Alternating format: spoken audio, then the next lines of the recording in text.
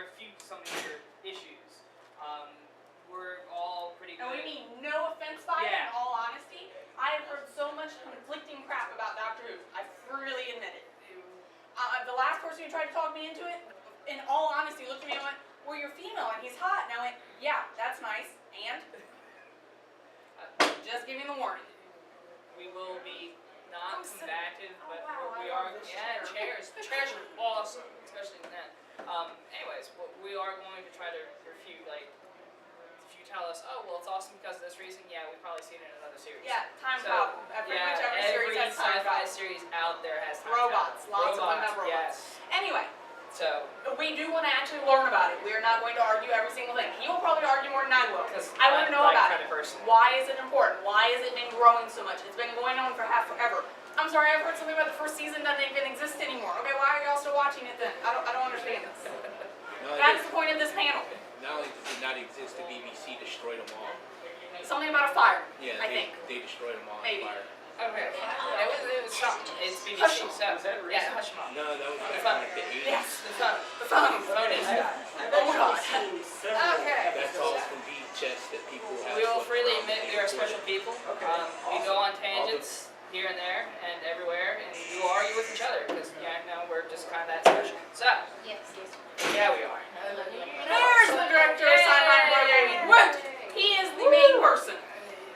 This you need to get your chair. Yeah. You want to scoot down at the end or no? I'll take this out. Okay. We have given them the main description of what their job is to convince us of.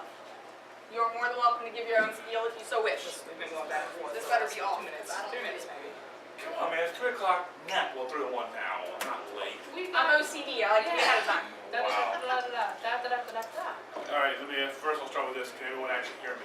Yes. Okay, good. Thank God. We do have a microphone. That's why I asked, so I don't know. My voice got really, really hurt last night. Really, really hurt. It sounded like I was being strangled. Well, sometimes that's a good way. You know why? We are staff. We are staff. We are the directors of sci-fi and fantasy programming. The staff will flip about the soda. They can bite me. They can, We are part of the head staff. Nom. So we're good. Thank you for the warning, though. If they try to gar us, we can gar right back. Okay. Really We well. have already. So you have yeah. All right.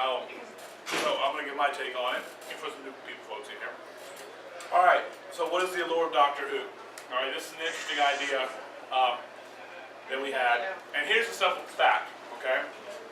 I am the director of Sci-Fi and Fantasy Programming. I have watched just about every sci-fi program you can think of. I've been a member of countless fan clubs of countless genres for the last 25 years. I've been going to conventions for 30 years. I've worked in conventions in various forms in 25 years.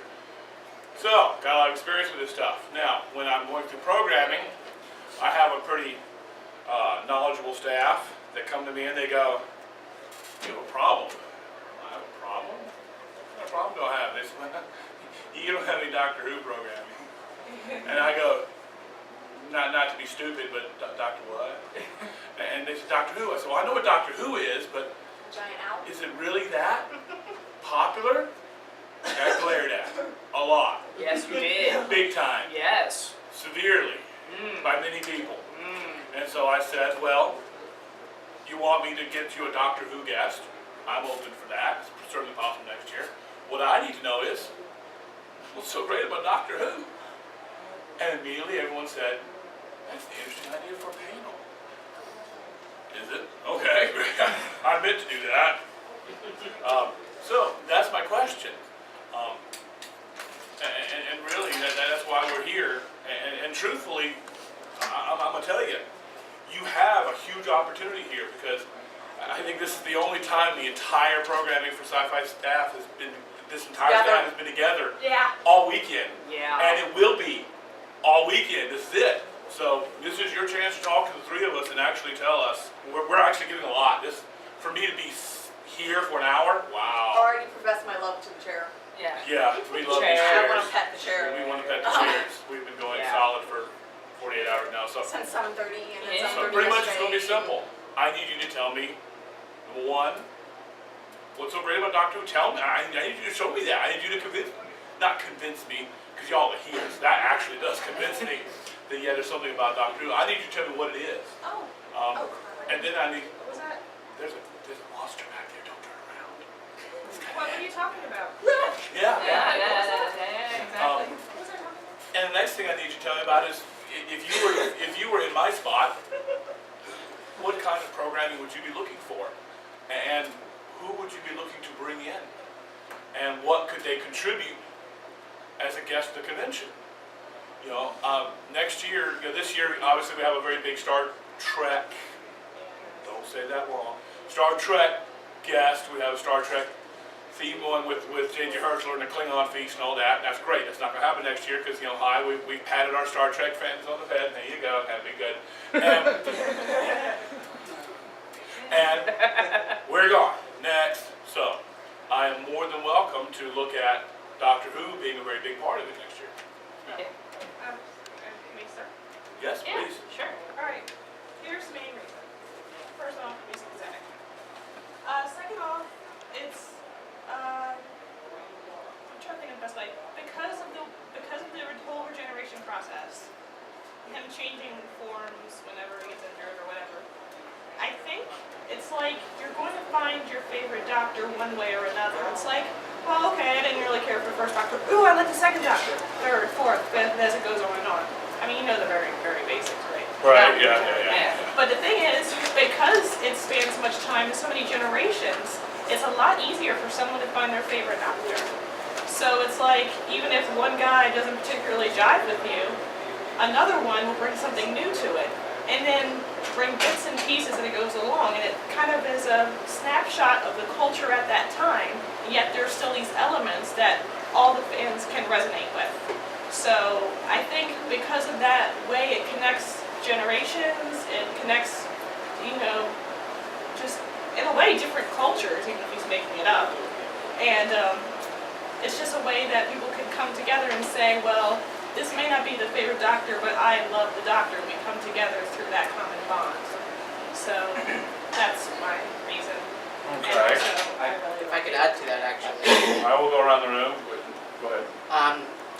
The other aspect of the regeneration is actually from a science fiction show standpoint, makes it very easy for the show to last generations because you no longer have the need to be pinned down to a specific actor. If an actor gets bored with it, he wants to do something else, he can just go ahead and die, and then the show will have the Doctor regenerate into somebody else. So that aspect of it makes it very easy from a television show aspect to continue on forever and ever and ever and ever until they decide to just like, okay, we've done every story we could possibly tell, and we're basically out of ideas at this point. But that's why it's gone generations, is because you're not pinned down to a specific cast like you are with most television shows. And it's not that he regenerates to a different person. It's the same Doctor. He's got the same memories. He's got the same history. And general rule of the Time Lords, they don't go back to their old regenerative selves. So there's no crossovers. Well, except for a few movie specials, but they're not supposed to. That's one of the Time Lords' rule. They don't go back to their former selves. But it's even more than a Doctor. The Doctor gets new companions.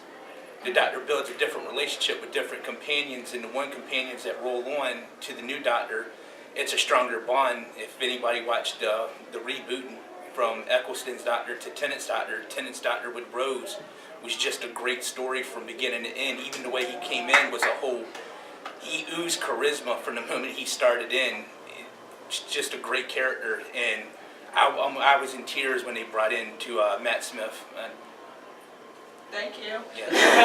Yes, ma'am, you want to add something? I think some of the villains are so terrifying, and like you look forward to seeing them again, even though you can't bear to walk. Like you just like want to hide your face because like weeping angels make you crawl under the covers. Okay, I have a question. Like What are the the angels? Angels are an alien race from a dimension that when you look at them, they turn to stone, but when you don't look at them, they go in form and they can come after you. And they don't kill you by killing you, they kill you by sending you to the past, and they eat your life force that you would use in this time. So they kill you by making you go back in the past and live it out.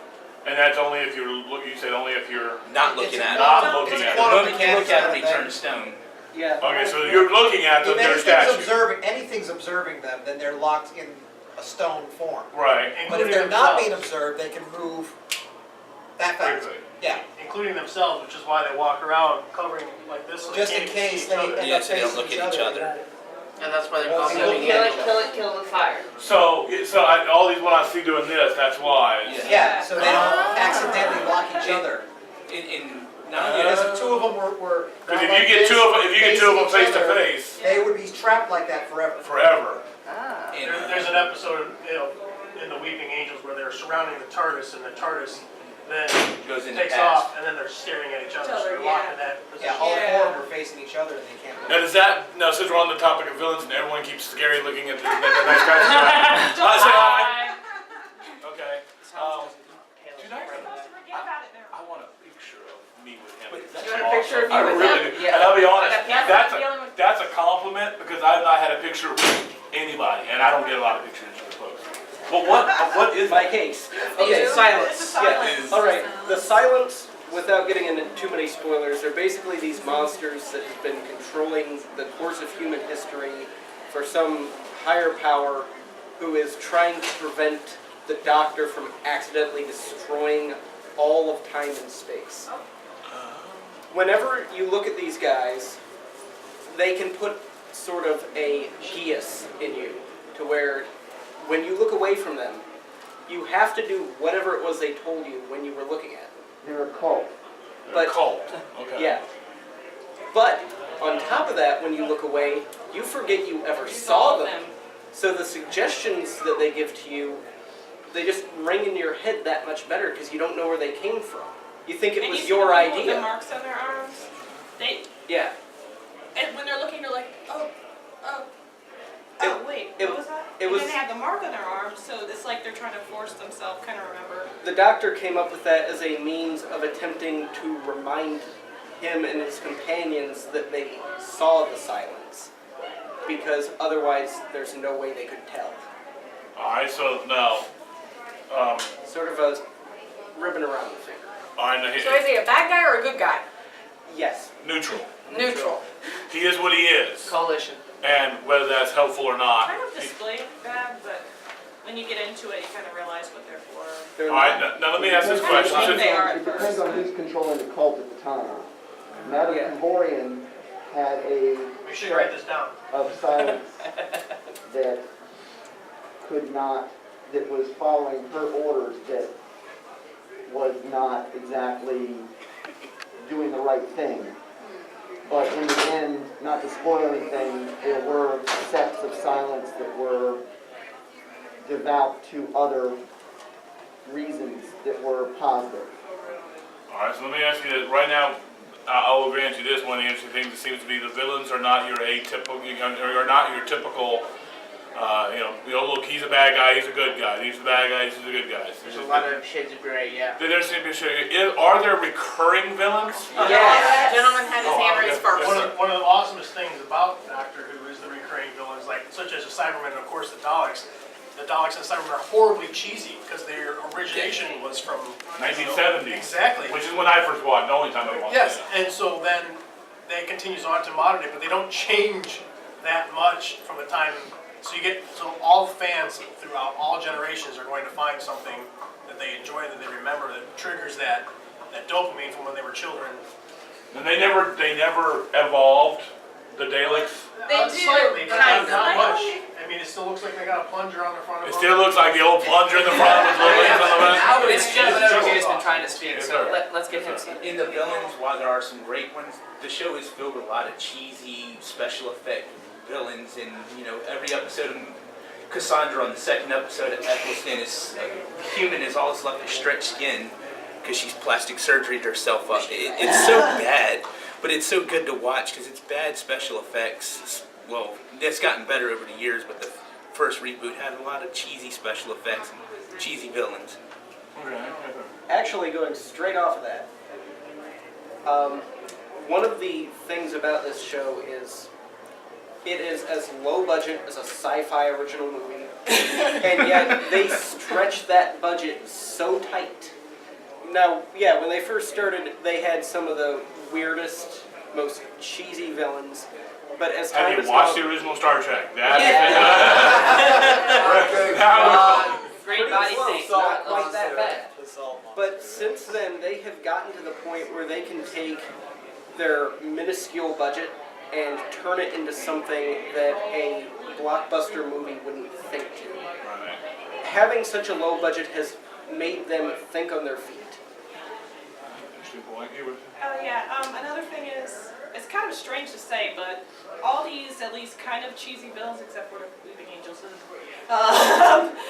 like the Daleks and the Cybermen and stuff like that. At first, when you first start watching it, you're like, oh man, that's cheesy, man, whatever. But somehow the way that they interact with it, you start to feel like it's normal. Like you really get that suspension of disbelief that you're like, wow, I really should be worried about that salt shaker. Okay. And then after a while, it's like you automatically have the same reaction, kind of like as the characters when watching the show. And it's like when at first you're like, oh, that's silly, and then the doctor actually makes you believe, yeah, this is weird, yeah, this is maybe cheesy, but this stuff can kill you, so you better pay attention. So they can take something that looks like, you know, some sort of blob of whatever, and make you worry about it. Okay. If they're a villain or like it or whatever the concept is. To play off what she just said, like I said, they're amazing at making the most benign things incredibly dangerous and freaky, quite frankly. Mm-hmm. The best example of this, besides the Weeping Angels that creep everybody out, Yes. is was it called The Unforeseen Child or the kid with the gas mask? The doctor dances. The doctor dances. Yeah. Are you my mommy?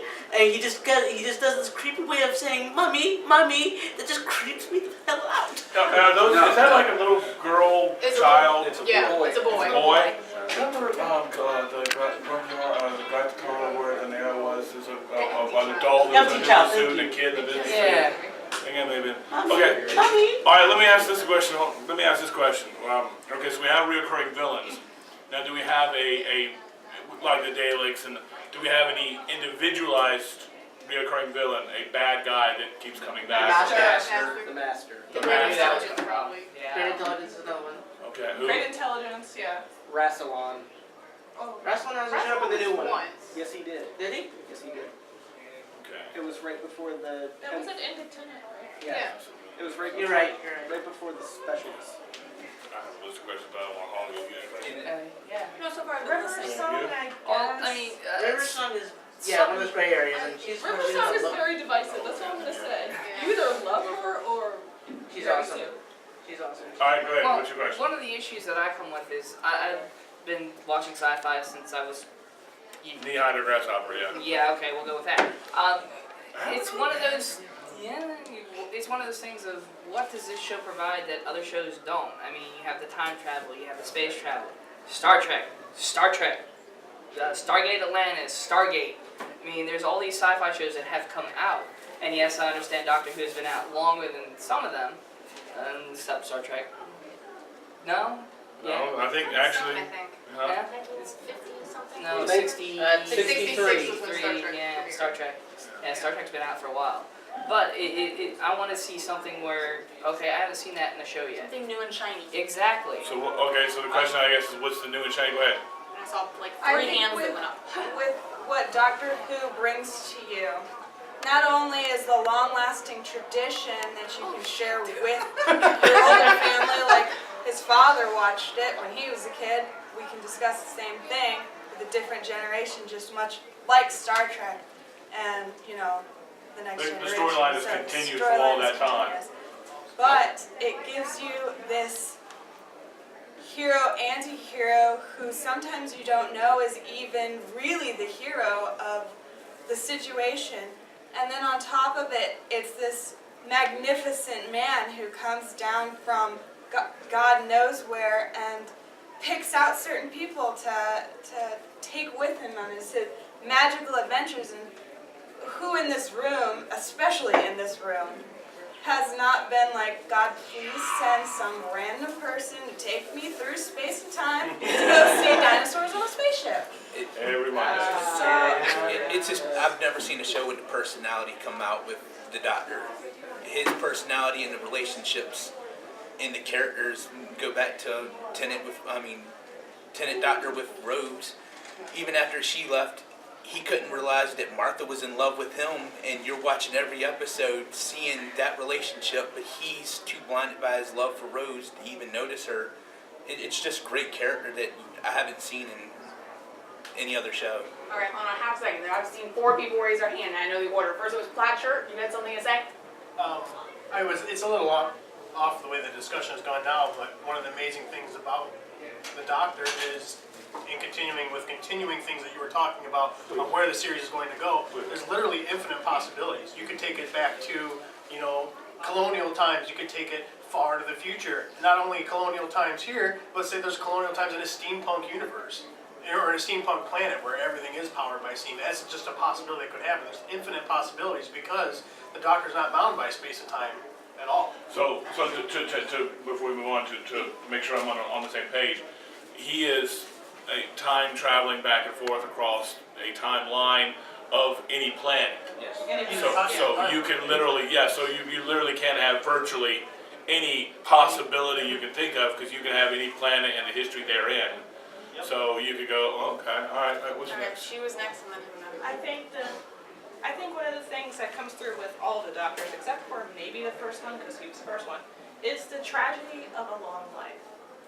Oh yeah. Just the fact that he sees so many people come and go, and he tries to build these things. He tries to get excited about life and exploring, because he really loves to explore.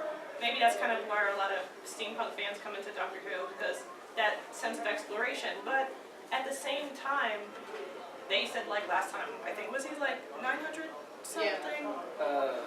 Probably past that or something. And he has to come from a perspective like, yeah, I'm here, I'm in the now, so to speak, but I know that in the end, something will happen to you. Like, Matt Smith, not my absolute favorite Doctor, but still really good episode, and sad was when Amy and Rory left. Yeah. And he saw that they accidentally got sent by the angels to the past, and he saw their gravestone, and he knew that, oh my gosh, these people are going to talk to, and I know when they die, I know that they're gone by this point in history, and so he didn't want to interrupt the timeline with their lives, so it kind of was a very tearful goodbye, and just the fact that even when he tries to do something so good and knows that history's supposed to go this way, sometimes it's hard for him. It's really hard for him to let things go, like Pompeii, or, what was it, there's just been incidents where, oh yeah, it was one of David Tennant's last episodes, when he found out that one woman, that, The Water of Mars. the one with, yeah, find out that one woman died, and he's like, you know what, I don't care, I have the TARDIS, I can just save her. And he got a little bit full of himself, though I know it was driven by the fact he wanted to save them, but then it ended up happening anyway, because a woman committed suicide. And he's like, oh no, time corrected itself, and he got so depressed because all this stuff happened. And one more thing to add to that, because of the loss of Amy and Rory, Matt Smith's Doctor, I guess 11th, yeah, he got really depressed and withdrawn for a while, and he realized how much this is really weighing on him.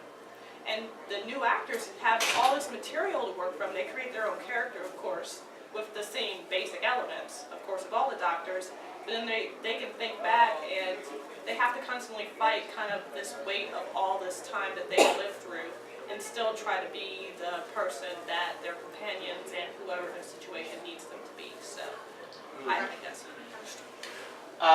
Basically, what I think a lot of people are saying is it boils down to character development. I mean, every show can have the same element, but what makes them different from each other is the character development.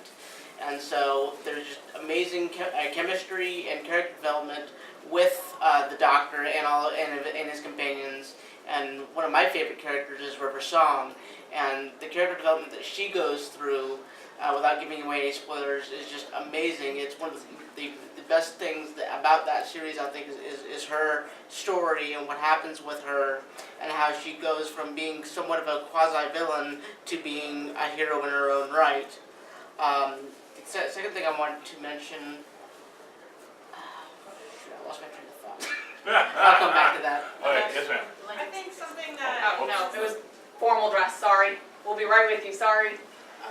The other thing that Doctor Who has that a lot of other shows don't have is that connection with the audience itself, because the companions basically are the audience, and you don't really see that with things like Star Trek and Star Wars or Galactica or anything really, because it's all in that moment, and you just kind of have to accept things like, oh, well, this is how that is. With Doctor Who, no, the companions go around and say, well, what's this? What's going on? And that connects us with the show a little bit more, Connection to I the think. viewers. Yes.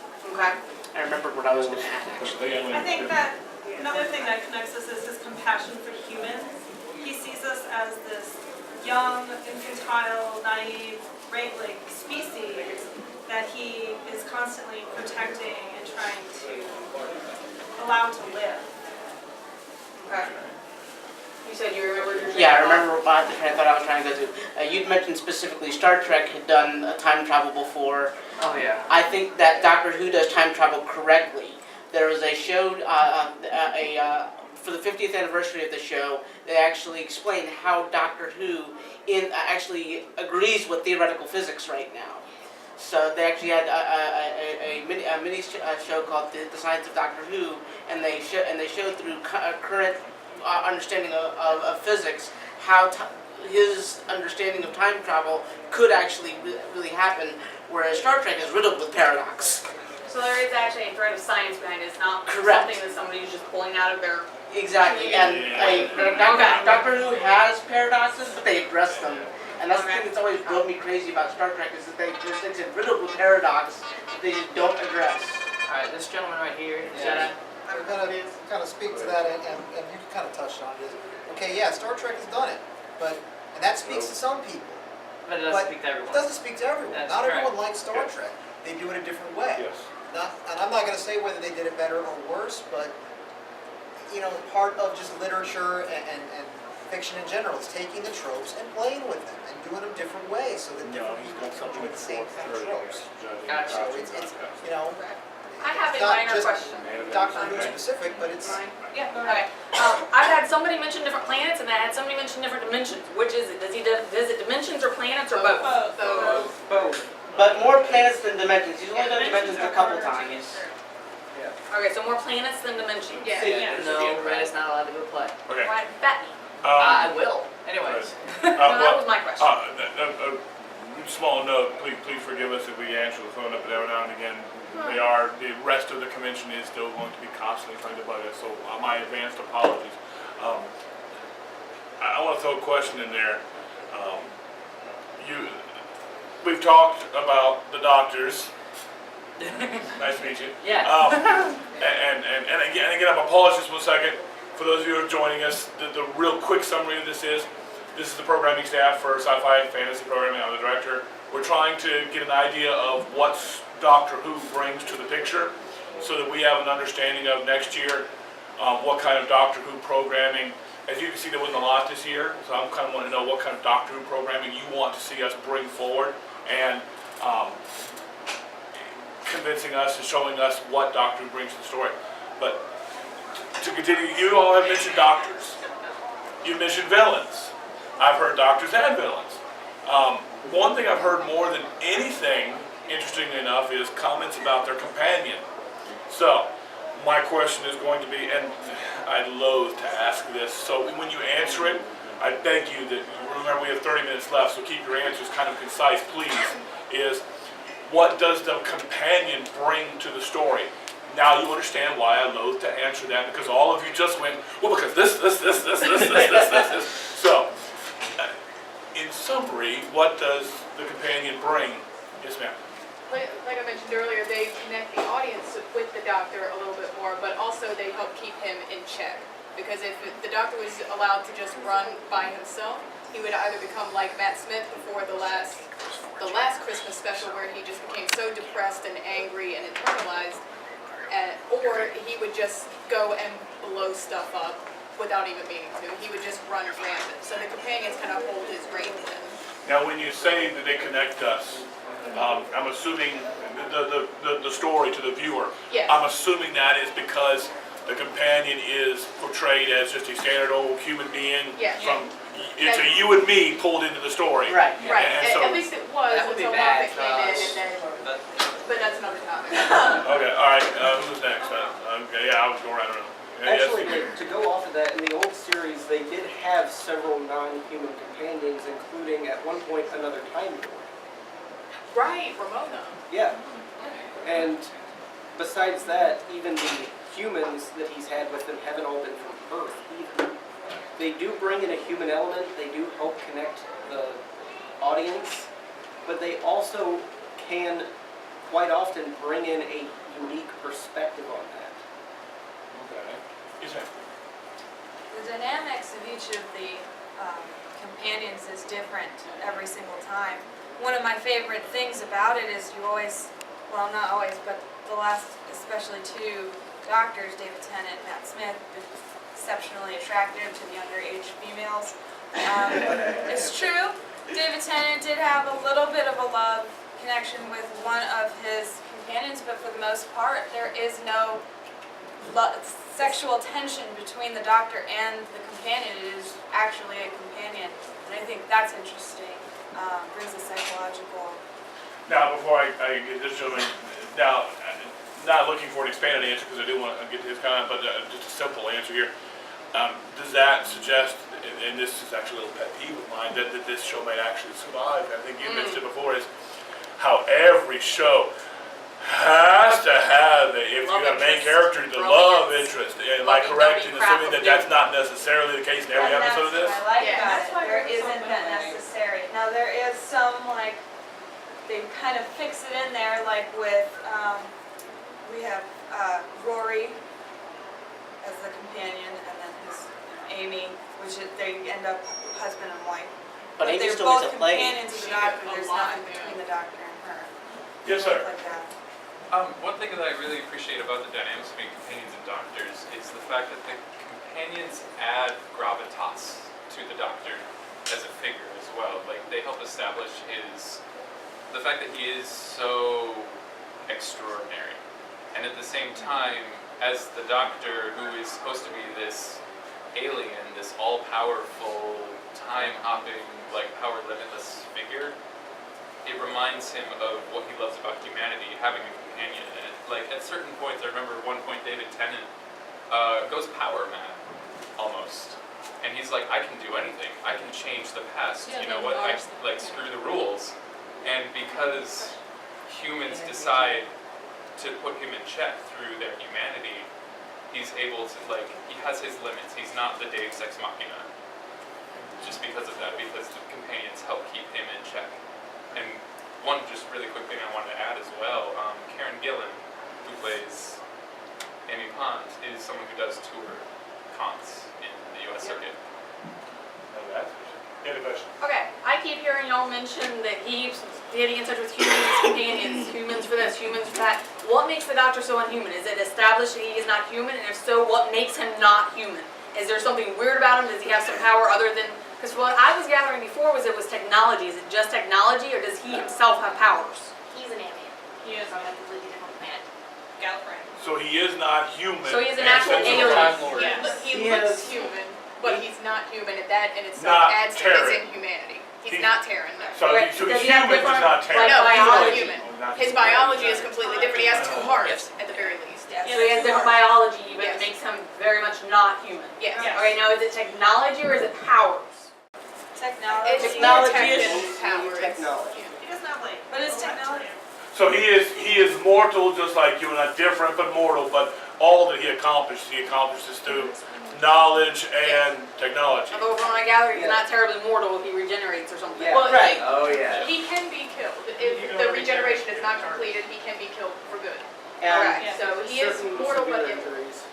How many doctors have there been? 12. And a half. I count that as I got 12 and 2 and a half.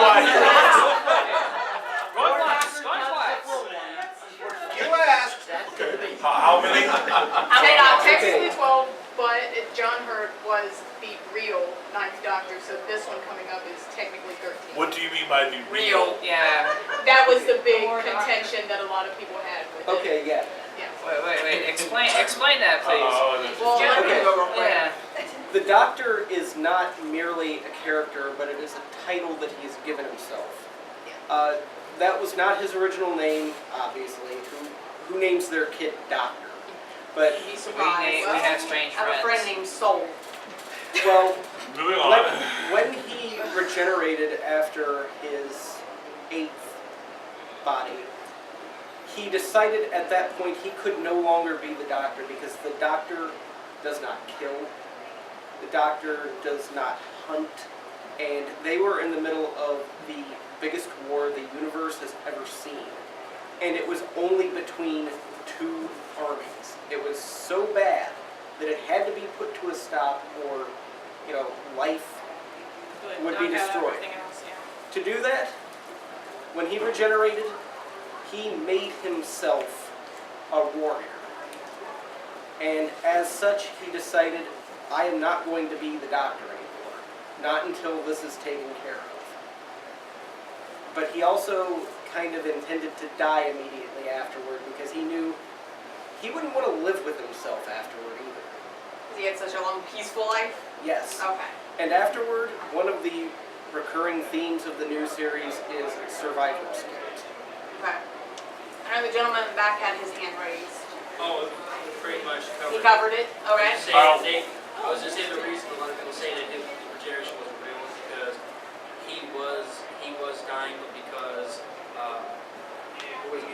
he crash landed on a car, and because they did that little short film before the Day of the Doctor that explains how he went from the character of the 8th Doctor to the, as we were saying, the War Doctor, and then eventually became the 9th Doctor as Chris Eccleston. Was that it wasn't something that immediately was an injury or something that he heard. He took something that caused him to regenerate, and then he regenerated naturally after that. Well, hold on a That's the second. understanding I have. I want to pause one because Gene had a question. What was your question? Well, my question is, alright, there is a few. One, if you're portraying the Doctor as basically an all-powerful being who's looking down at everybody going, I'm going to protect you because I can. I mean, who keeps him in check? It really is one of those, I look at it as a sci-fi guy, I'm sci-fi fantasy, and that's really what it's portrayed as, is I'm looking at a being better than me who lowers himself because he feels the need to. Well, is the character played aloof, and I'll let you guys answer this question. That's kind of. Go ahead. Yeah. And the personality of each Doctor is different, but the history behind the Doctor is all the same. And when it comes down to it, the Doctor is a man who basically destroyed his own planet, Gallifrey. Okay, see, I didn't know that. Exactly. So learning things. So you build into the dynamics of that. He's a man who basically destroyed everything that he loved and cared about. His home, his whole race is gone because of him, essentially, or as they build it up as him. The Master, the one they were talking about earlier, he's actually also Gallifreyan. He keeps it in check a little bit. Kind of shows up here and there, but it's kind of like a love-hate relationship where, I don't want to kill off the last of my race, but I hate you. Pretty much. Red shirt was next. Going back to the. It's a red shirt. He even has a hole. Come on now. I've got a wound. Red shirt. Come on. Nobody has touched this. I'm surprised when you asked about his lifespan. He does have a finite lifespan. There is 13 regenerations, and he is just. They've gotten rid of that. Yeah. Well, no, they didn't. No, they did not. That's what they said. Hear me out. Hear me out. During the 50th, actually no, I'm sorry, the episode after the 50th, he actually gets a new set of regenerations from Gallifrey. Right. So they are staying with the 13 rule, but he's getting a new set because apparently the Time Lords have the ability. It has been established in the old series that the Time Lords have the ability to reset your regenerations. And Found a loophole. exactly. Okay. So. Okay, I got you. And actually, as far as actors go, there's only been 12. So then the reason that he was the 13th regeneration, I personally think was kind of cheesy. He lost his arm in one of the episodes, and he used regeneration energy to regenerate his arm. And Matt Smith plays it off well. I was feeling very vain. And so, but because he spent regeneration energy, even though he was the 12th Doctor when they added the War Doctor, he's actually 13 because of the regeneration energy spent for resurrecting his arm. I feel like we need a freaking write down Bane bastard. Who was next? Yes, ma'am. Humanity itself kind of gets in check because, especially in the earlier episodes, when the Sycorax invaded in one of the Christmas specials, he pretty much said, "This is how it's going to be. You guys are going to go away and do your thing somewhere else, and humanity, you're going to leave them alone." Well, the Prime Minister at the time said, "Screw that," and it blew the ship up as it was leaving. So he was not expecting that, and it kind of threw him for a loop. And yeah, so humanity itself kind of turns the tables on him. He thinks he knows everything about them, and he really doesn't. Well, let me ask it. I'll take two more. I'll take. I was just gonna say that I think it really is mainly the companions that do keep him in check because, and like what I love about the companions is that generally it's a very strong female character. Especially like Donna Noble, he meets her and she's basically like, I don't give a damn if you're an alien, you're not gonna treat me like I'm lesser than you. And we needed that after Martha. Pretty spectacular. All right, let me ask this question. And we're gonna step. Yeah, because we're moving things along, we're gonna kind of tab over a question, so we're moving along. I've heard a lot of mention of the 50th anniversary, the Christmas special. Are these episodes that are the same standard length, or do they give you extra, like a 2-hour special, or they're just designated as a special, you know, this is the Christmas episode, this is the... They're like an hour and a half, 2 hours long, and it's just that one time a year. The Christmas special has now become like the mid-season. I was going to ask, how many of these specials do they have? One a year. One a year? Yeah, it's literally every Christmas. Because the 50th was a feature-length movie. Right. Because it was the 50th. Because of the Because of anniversary. the 50th, yeah. Okay. And do they use these to close up? Yes. Close Yes. loopholes, They call Start them new foreshadowing, ones. start new plot line, recurring Yes. plot lines. Create new Introduce new loopholes. characters. Yes. But it's called a And Christmas paradox. episode because it actually happens on Christmas Day, and it does in some way revolve around Christmas. The story. That made a joke about Okay. Christmas. Okay, yeah. Everybody keeps on talking about the regeneration. Okay, yeah, I understand that. Well, looking at the new Doctor, I've heard a lot of controversy with him. How people aren't happy with him. Why? Yeah. He's old. That's exactly it. The actor, Stewart is not 25 years old. the actor or the character? The actor. It's because he's not a 32-year-old, stud that a lot of He's people not think something the of. fans can moon over, basically. Really? So This it's like happens vanity. every time the It's Doctor vanity, yeah. regenerates. It does. People freak out. Yeah. All right, let me do the back. Yes, sir. You, ma'am. I'm sorry. Anyways. All I saw was the hat, man. That's all I see is the hat. To kind of piggyback off of the whole thing, it is, like he said, they restarted the whole generation process again, so I think what they're gonna end up probably going with it He's is the new that first. they're gonna start again reversing back where he's old to young. If you look at the original to Yeah, it does go. to Matt Smith, He forgets. he's starting old, like the Benjamin Button syndrome. Yeah, from what I understand from this Doctor is the actors played roles where he's kind of brash like us, very vocal, very... I heard you saying us. Us, yes. Shit, white man. What's this shit? Really?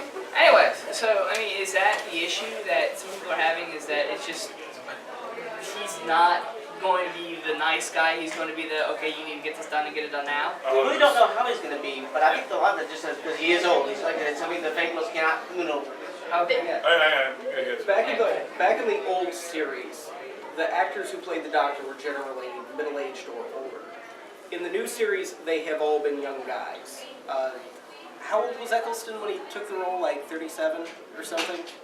But the original Doctor was in his 60s when he took the role. Right. And a lot of people are... One thing I have actually heard from people is if they don't have 20 or 30-something playing the role, he's going to die before they finish filming his episodes. Peter Capaldi's not that happened one time. Alright, hold on. This should have went in that nice one there. What I think it is it boils down to the fact that these are long format episodes. They get up to 2 hours and they do full season runs. So it's a lot of time that you spend as the viewer with each individual Doctor. And they say you never forget your first Doctor. What, for me, at least what it is the fact that, like when David Tennant went over to Matt Smith, people people had a huge outcry because David Tennant, they were like, how can anyone follow David Tennant? Because he had done such a spectacular job as the Doctor. And then Matt Smith ended up getting knighted because of his work. And then people ended up, and like each Doctor has to kind of break themselves into the fans. And it's a little bit of separation anxiety. When you get a new Doctor, you feel like you've had something taken away because you've spent, what Matt Smith now, like 2 years solid watching him trape around the universe. Yeah, 2 to 3 years. You see that in the show too, when it goes from Eccleston to Tennant, even with Rose, even with the companion. There was an adjustment period. Yeah. So you've actually seen it in the programming. Okay, yes ma'am. That's exactly what I was going to say. You build an alliance and allegiance to a character that you are in love with through and through, and they kill him and give you somebody new, and at that point you're just like, I hate you because you're not who you're supposed to be, you're someone else now, and then you end up feeling the exact same way when it turns over to you. Alright, well, let me ask. It's a psychological play on it. Alright, let me ask this, and so I want to make sure I'm following this line, and I'm gonna go back to an old TV show of mine, MASH. Yeah. There's a series. One of the of MASH, one of the unique concepts of that show that was apart from any other television show at the time was you never took characters and tossed them and brought in new ones constantly. MASH was a consistent revolution of characters.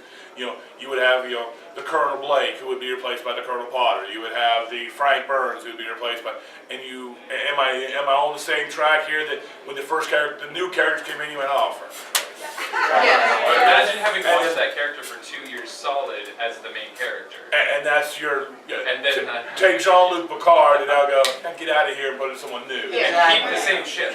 And keep the same and ship. the same crew. And the same, right, and then go, oh, so Christ, I'm gonna have to, but then you get used to that character and begin to appreciate, so just to, and I'll get to you in just a moment, so just to make sure, but the only thing that the complaint is about the new Doctor is the fact that he's older. Yeah, so Really? far, because they haven't really given us anything else yet. He hasn't started yet. Yeah. But has he played an episode yet? No, not really. He does start. He's done a photo shoot. Okay, yes sir.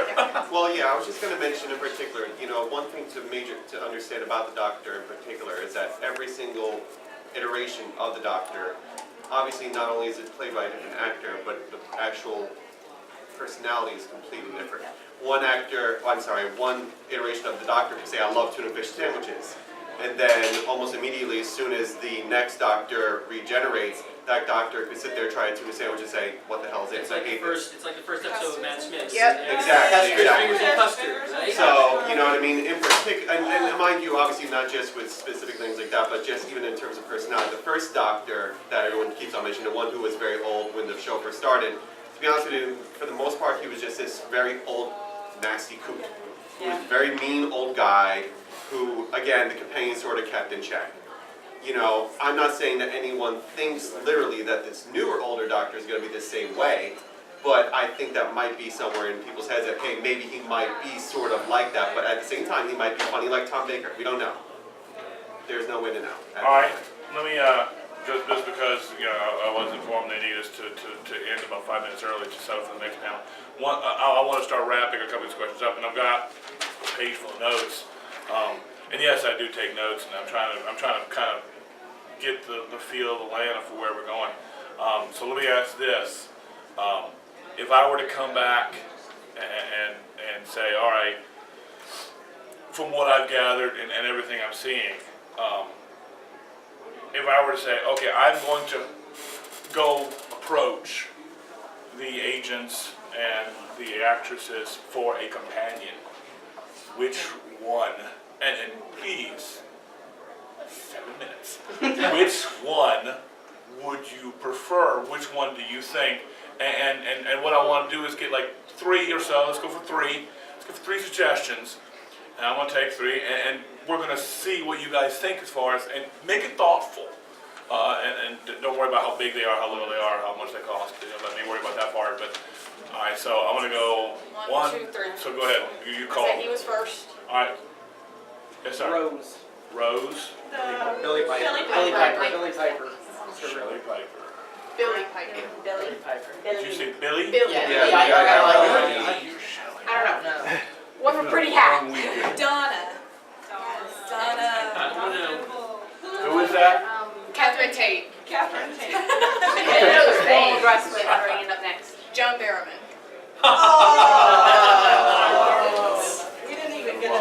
Okay, so, all right, well, So from the all, does the rest of the room happily agree with that one? Yes. I hate to say it, but I just kind of crossed that one off as soon as it came out. All right, so we're talking about Billy Piper and Catherine Tate, and you know you're in a room full of fans when you ask what the actress's name is, and you get stereo. You get like Catherine Tate. It resonates the walls a little bit. Yes. That was awesome. All right, so what I'm going to do, so we're not done. This isn't going to be the only thing. I have a couple more questions here real quick for you. So just to answer this question, we're going to do this like Congress. But we're a lot better, trust me, because I beat people. Yeah. Billy Piper. Everyone who would like to see Billy Piper, raise your hand. All right. Catherine Tate, raise your hand. I think Catherine Tate wins. Sorry. Okay. All right. A little bit, yeah. How about if you won a guy, then the dude who played Rory, Arthur. Are we not voting for John Barrow? But if you bring the Yankee and Amy too, I'm sorry. Okay, so now having answered that question, my next question is going to be, you've seen the kind of programming we have. Okay, we have a wide variety of programming. Okay, this convention is a very unique experiment, and not to say it's not going to happen again. I guarantee you that we will be coming back for a second one. I'm not going to guarantee it's going to be at this location because we are crammed in like sardines. But we're trying to mix. We're trying to do a Dragon Con without being Dragon Con. We're mixing the genres, okay, and that is a challenge. And this is a unique thing that you actually get to hear this from a department head is we are having difficulties because the world of sci-fi and the world of anime are very different. So and it's not so much they fight, but they are diametrically opposed in everything. It's different terminology, different types of panels, different types of dresses, different types of scheduling. Right, different kind of fans. Different types of fans. So we are working in that world of trying to bring everything together because if you look at Dragon Con, they compartmentalize, they don't really mesh. And we're trying to mesh. So this is a very unique experiment, and that comes from me, and I've been to a lot of conventions. So with that said, you understand where we're going with panels. What kind of panels for Doctor Who, what kind of subject matter do you think would interest you? And I'm going to take this question for the next 4 minutes. So keep your answer short. This will be the last question. 3. I was just say, just short and sweet, the evolution of what the villains look like, the monsters, the aliens, like how especially the evolution of the Cybermen. All right. Next. Okay, and then our normal theme would be 1, 2, 3. You go. Cosplay. How so?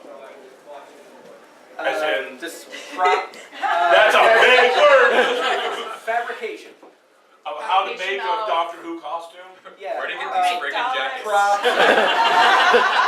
How long did it take? No, seriously. I'm interested. I'm going to pause here for. How long did it take you to find that outfit? This outfit was $250 and 3 weeks because I wanted the tweed jacket with the elbow as close as I could possibly get. I think you win. Okay, next. That says TARDIS Building 101. Yeah. Okay, we've seen a lot of TARDISes going around. Do you all see as a rule a lot of TARDISes at the conventions? And there's usually a photo booth TARDIS. Yeah. Okay.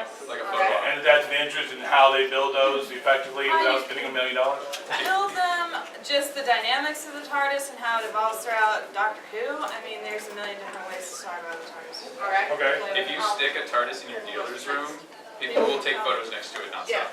Okay. Next, the evolution of the Doctor himself. Okay. What's the evolution? Now, how so that? And then how the personality changes? Yeah. Okay. We will not. If you do anything that's a primer that lets new fans or friends bring friends to catch up, or do something that lets you catch up to a certain thing without spoilers, like if you do it in brackets, you could say this doctor, this doctor, this doctor, this doctor, this doctor, this doctor, 3 panels. This can get you caught up. Choose which one you want to go to. It's a lot. That's actually a good idea. I like that. It is. That's genius. It's like villains on us. Love villains. Okay.